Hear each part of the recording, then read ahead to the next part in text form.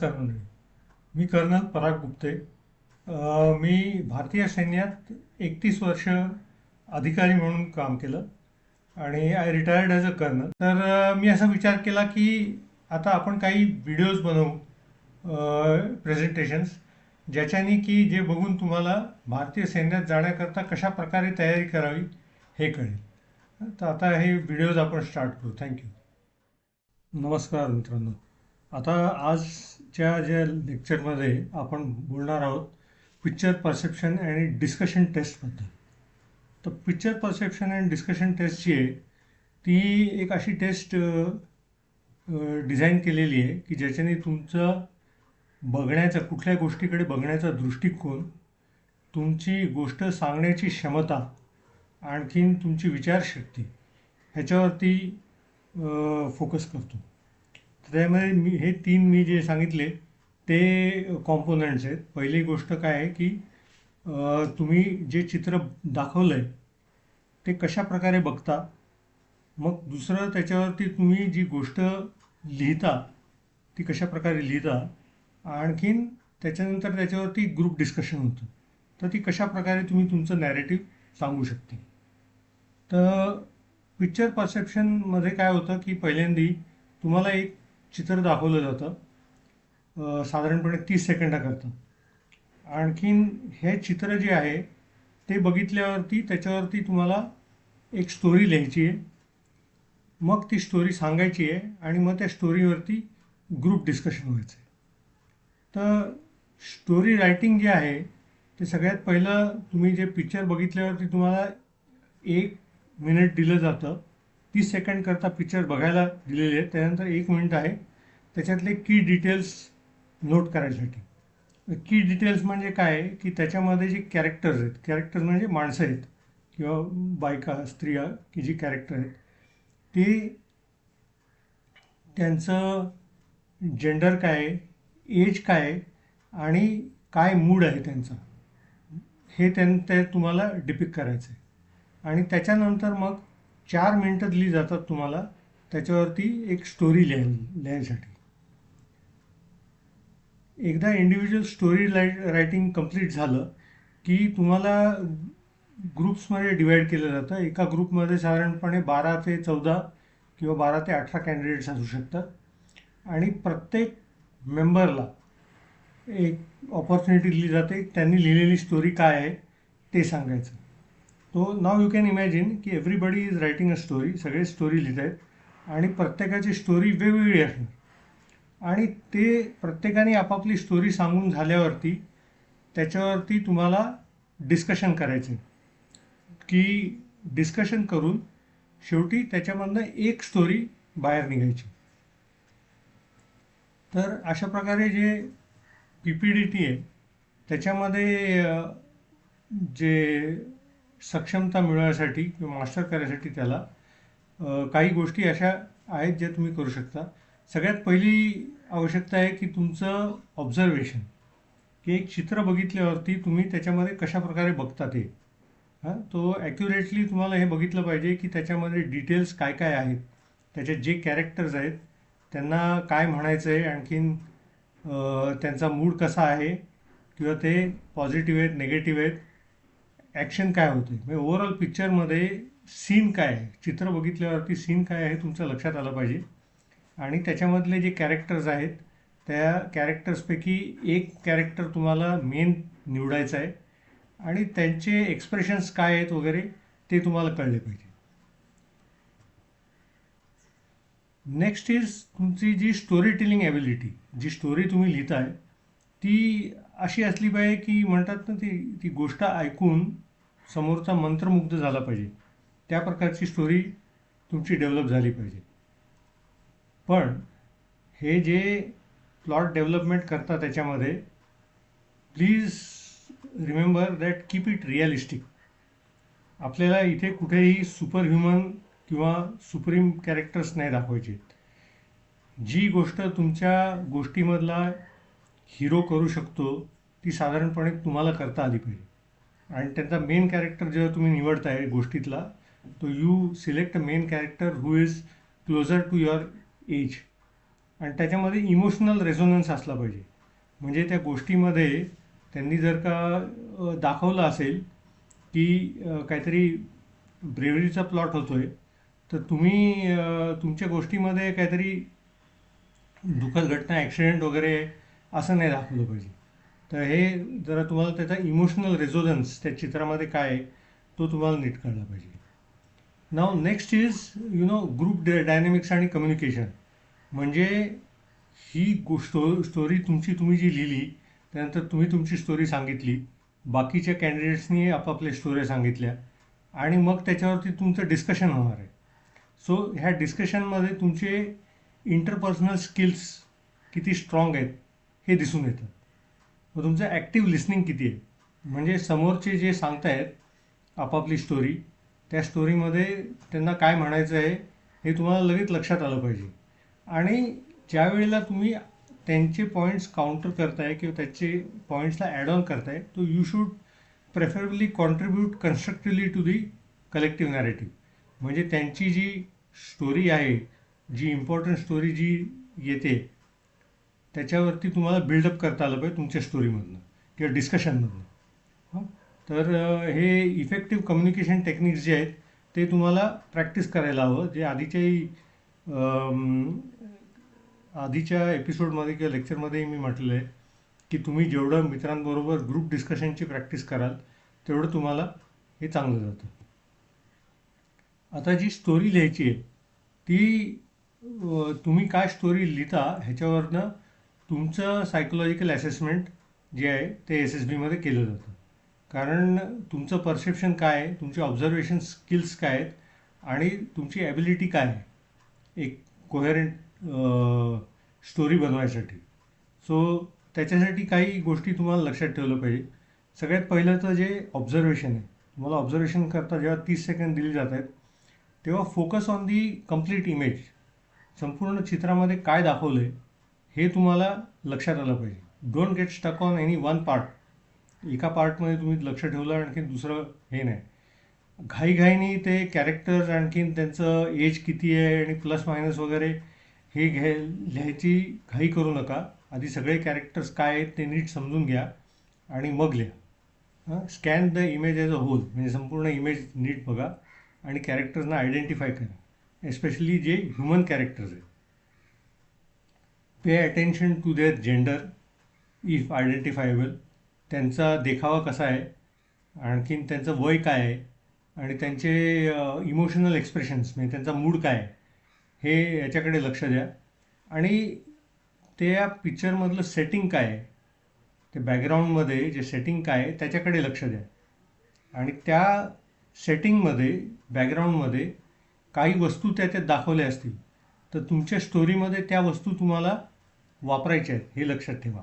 आणि अशा गोष्टी नका वापरू स्टोरीमध्ये जे त्यांनी बॅकग्राऊंडमध्ये दाखवलेल्याच नाही आहेत आणि सडनली तुम्ही तुमच्या स्टोरीमध्ये त्या गोष्टी आणाल, असं नका करू. ज्या गोष्टी बॅकग्राऊंडमध्ये दाखवल्या शक्यतो त्याच दाखवा. एखाद्या स्टोरीमध्ये कंपेलिंग असेल की तुम्हाला जनरली माहिती आहे की माणसाला जवळपास ती गोष्ट मिळते म्हणून तुम्ही ती वापरली तर ठीक आहे.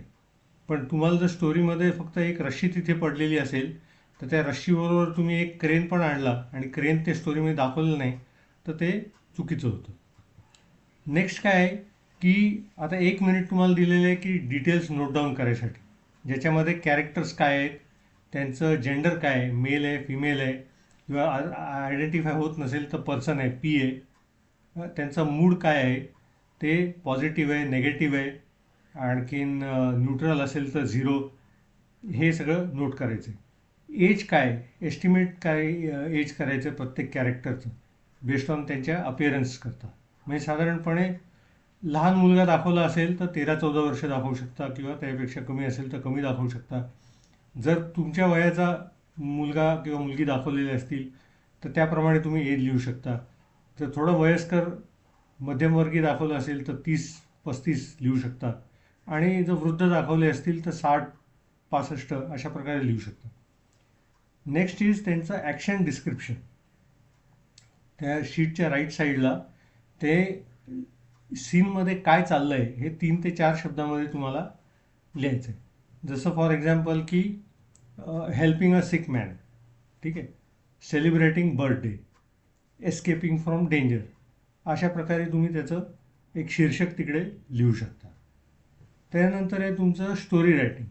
तर स्टोरी रायटिंगमध्ये एक तर असतो तुमचा इंट्रोडक्टरी सेंटेन्स. ते एका इंट्रोडक्टरी सेंटेन्समध्ये तुम्हाला ब्रीफली तिकडे काय चाललेलं आहे, सीन काय आहे ते तुम्ही सांगू शकता. मग नेक्स्ट मेन्शन दी प्रायमरी कॅरेक्टर कोण आहे. प्रायमरी कॅरेक्टर जो आहे, आणि शक्यतो तुम्ही तुमच्या वयाचं कोण कॅरेक्टर असं निवडता आला तर जास्त चांगलं.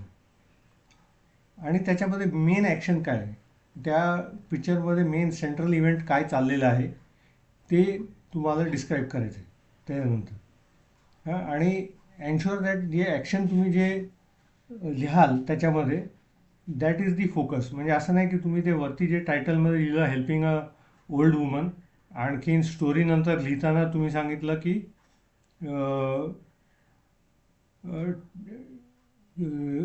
लुकिंग फॉर सम ट्रेजर, तर ते फोकस असं चेंज नाही झालं पाहिजे. आणि लास्टमध्ये तुमचं रेझोल्युशन काय, म्हणजे कन्क्लूड करायची आहे ती गोष्ट, त्या गोष्टीमध्ये तुमची ॲक्शन जी आहे ती कंप्लीट झाली पाहिजे. ऑब्झर्वेशन डिटेल्स जे आहेत ते तुम्ही लिहिता. कॅरेक्टर 1 M25 इयर्स प्लस, आणि त्याचं मेन कॅरेक्टर असेल त्याचे सर्कल्ड, कॅरेक्टर 2, कॅरेक्टर 3, अशा प्रकारे. आणि ॲक्शन डिस्क्रिप्शन, हेल्पिंग सिक पर्सन. दुसरं, ही स्टोरीज ज्या लिहायच्या आहेत ह्याच्यामध्ये तुम्हाला ॲज ए कॅन्डिडेट बरीच प्रॅक्टिस करायला हवी. बरीच प्रॅक्टिस करायची म्हणजे काय की साधारणपणे कुठलंही ॲबस्ट्रॅक्ट पिक्चर घ्यायचं, न्यूजपेपर किंवा मॅगझिनमध्ये असे ॲबस्ट्रॅक्ट पिक्चर्स असतील ते कट करून घ्या आणि त्याच्यावरती स्टोरी लिहायचं प्रॅक्टिस करा.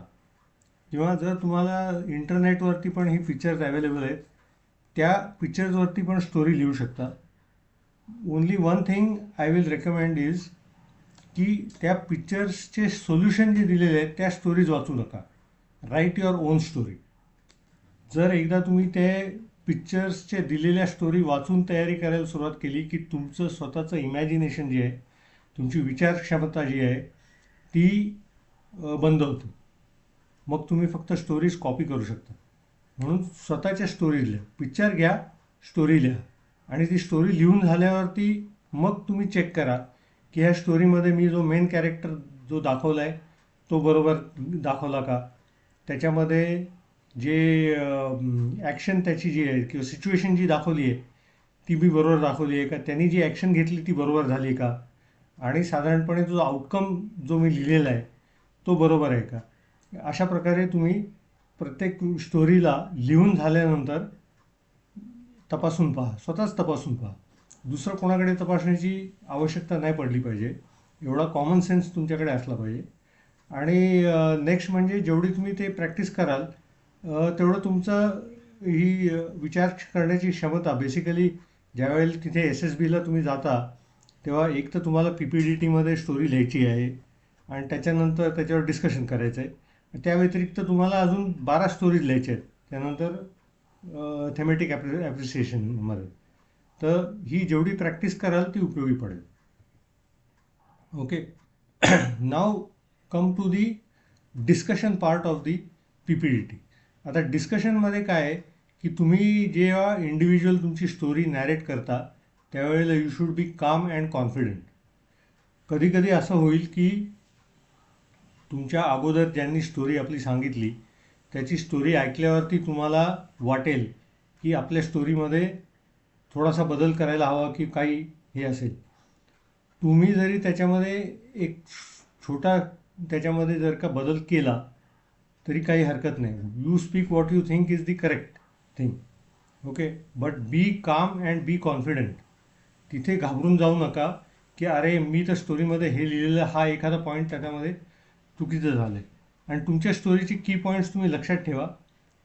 Start by introducing the main character and the setting. आणि बी कन्साईज, म्हणजे उगाच एक स्टोरी लिहायची ती काय आहे, तुम्हाला टाईम लिमिटेड आहे, 4 मिनटाचा टाईम आहे स्टोरी लिहायसाठी. तर त्याच्यामध्ये जेवढं जमेल तेवढीच तुम्हाला स्टोरी लिहिता आली पाहिजे. आणि नंतरच्या सगळ्या स्टोरीज तुमच्या 4-4 मिनटात लिहायच्या आहेत. तर ती स्टोरी लिहायच्या वेळेला तुम्ही तेवढं लिहा की पहिलं काय आहे की सेटिंग काय आहे, म्हणजे ते सीन काय दिसतोय. दुसरा मेन कॅरेक्टर काय आहे, तो मेन कॅरेक्टर काय करतोय, आजूबाजूला काय घडतंय, त्या मेन कॅरेक्टरनी काय केलं आणि त्याच्यानी काय आउटकम झालं. असं 5, 6 किंवा 7 वाक्यांमध्ये तुम्हाला ती स्टोरी लिहिता आली पाहिजे. ओके, तर ज्या वेळेला तुम्ही डिस्कशनसाठी हे करता त्यावेळेला तुम्हाला ती सांगायला सोपी जाईल. नेक्स्ट इज की ॲक्शन काय आहे आणि त्याची सिग्निफिकन्स काय आहे ती तुमच्या स्टोरी टेलिंगमध्ये व्यवस्थितपणे तुम्हाला सांगता आलं पाहिजे. Maintain eye contact.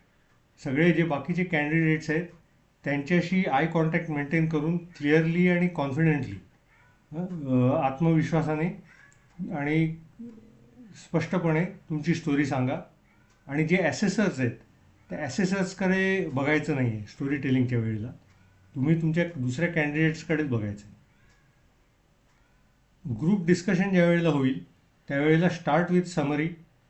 If you feel confident start the discussion. जर तुम्हाला वाटत असेल तुमची स्टोरी जर चांगली आहे, व्यवस्थित आहे, तुम्ही डिस्कशन स्टार्ट करा. त्यांनी तुमचा कॉन्फिडन्स किती आहे ते तिथल्या ॲसेसरला कळतं. Stay calm.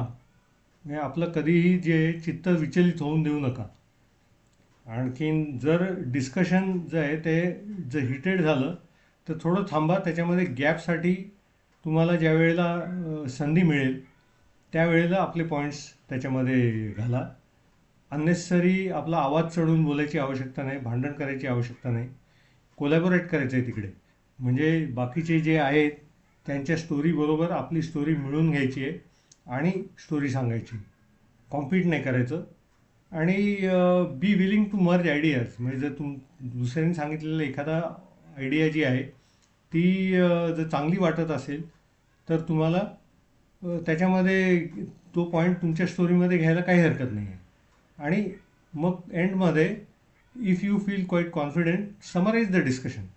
ते सगळे समराईज केल्याने तुमचं जे पॉईंट्स आहेत ते वाढत राहतात. Okay, so next is some points which dos and don'ts type. की एक तर स्टोरी सांगताना मी आधी सांगितल्याप्रमाणे चुकूनसुद्धा ॲसेसर्सकडे, म्हणजे ते जे तिथे ऑफिसर बसलेला असतो बघायला, त्याच्याकडे बघू नका. त्याच्या बुटांकडे सुद्धा बघायची आवश्यकता नाही आहे. आणि ज्या वेळेला तुमचं नॅरेशन झाले, तुमची स्टोरी सांगून झाली आहे, त्याच्यानंतर खाली बघू नका. नेक्स्ट कॅन्डिडेट काय बोलतो त्याच्याकडे लक्ष द्या. And keep a smiling face. Smile, smile and smile. Show your confidence with your smile. Show some body language in the discussion is going on. ज्या वेळेला तुमचं डिस्कशन चाललेलं आहे तर तुमच्या बॉडी लँग्वेजमध्ये तुमचा कॉन्फिडन्स दिसला पाहिजे. आणि फायनल हे सांगतो तुम्हाला की ही जी एक्सरसाइज आहे ते हे बघण्यासाठी आहे की तुम्ही प्रेशर कशा प्रकारे हँडल करता, दुसऱ्या लोकांशी कशा प्रकारे इंटरॅक्ट करता, आणि ज्या वेळेला डिस्कशन चाललेलं आहे त्यावेळेला तुम्ही व्यवस्थितपणे विचारशक्ती तुमची कशी नीट ठेवू शकता. How you can think when there is a discussion going on. So त्याच्यामध्ये फोकस्ड राहा, ऑब्झर्वंट राहा आणि नीट कम्युनिकेट करा. ही एक्सरसाइज जी आहे ती जी गोष्ट सांगताय त्याच्याबद्दल नाही आहे, ती तुम्ही कशा प्रकारे गोष्ट सांगताय त्याच्याबद्दल आहे आणि तुम्ही कशा प्रकारे तुमची विचार क्षमता आहे त्याच्याबद्दल आहे. आणि त्याच्यानंतर हे बघू आपण की PPDT आणि थेमॅटिक ॲपरसेप्शन टेस्टमध्ये कशा प्रकारे थोडा डिफरन्स आहे. बरं, दोन्ही जे आहे स्टोरी रायटिंग बेस्ड आहेत पण त्याच्यामध्ये थोडंसं डिफरन्स आहे. पहिलं तर PPDT ज्याच्याबद्दल आता आपण बोलतो आहे ती पहिल्या स्टेजमध्ये कंडक्ट केली जाते SSBच्या. म्हणजे तुमच्या स्क्रीनिंगच्या आधी वेळेला PPDT कंडक्ट केली जाते. म्हणजे थेमॅटिक ॲपरसेप्शन टेस्ट जी आहे ती सेकंड पार्टमध्ये कंडक्ट केली जाते. PPDTमध्ये एकच चित्र तुम्हाला दाखवलं जातं आणि टॅटमध्ये तुम्हाला 12 चित्र दाखवली जातात. PPDTमध्ये तुम्हाला प्रत्येक कॅरेक्टरचे डिटेल्स नोट डाऊन करायचे असतात.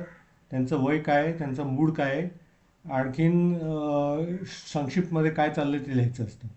व्हेरेज जी टॅट आहे त्याच्यामध्ये तुम्हाला नुसती स्टोरी लिहायची. ते 12 चित्र जे दाखवतील त्याच्यावरती नुसती स्टोरी लिहिते. तर टॅटबद्दल आपण वेगळा एक लेक्चर नंतर करणार आहोत. आणि पी पी डी टीमध्ये इंडिव्हिज्युअल नॅरेशन आहे ऑफ दी स्टोरी. टॅटमध्ये जी स्टोरी लिहिली ती तुम्हाला कोणाला सांगायची नाही आहे. पी पी डी टीमध्ये जी स्टोरी तुम्ही लिहिली आहे ती तुम्हाला सगळ्यांसमोर सांगायची आहे आणि त्याच्यावरती ग्रुप डिस्कशन करायचं आहे. सो हे तुम्हाला लक्षात आलं पाहिजे. तर अशा प्रकारे तुम्ही जे पी पी डी टीची तयारी करा. चित्र वेगवेगळी घ्या. रोज एका चित्रावरती एक स्टोरी लिहायचा प्रयत्न करा. 8-10 स्टोरी अशा तुम्ही लिहिल्या की तुमचं ऑटोमॅटिकली तुम्हाला कळतं की तुम्हाला शॉर्टफॉल काय आहे, वेळ कुठे कमी पडतोय, तुम्ही जे कॅरेक्टरचं आयडेंटिफिकेशन करताय ते बरोबर आहे की नाही आहे. And I will again repeat, please don't copy story from internet. Write your own story. एकदा तुम्ही स्टोरी कॉपी करायला लागलात की तुमची विचार क्षमता शून्य होऊन जाते. तर चित्र काय काय पिक्चर्स घ्यायचे ते इंटरनेटवरती अवेलेबल असतील सगळीकडे, ते घ्या आणि त्याच्यावरती स्टोरी लिहा. So here I will end with today's discussion topic. Thank you. पुन्हा भेटू.